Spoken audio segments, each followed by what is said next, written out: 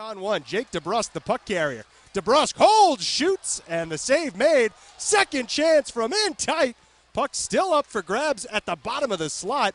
DeBrusk has it now, right wing boards. Onto the skate of Alex Grant. Shot goes through, gets tipped, and the Bruins take a 1-0 lead. Jordan Schwartz will get the goal. Alex Grant put it on net, and Alex Lyon couldn't control it. A big early lead for the Bruins.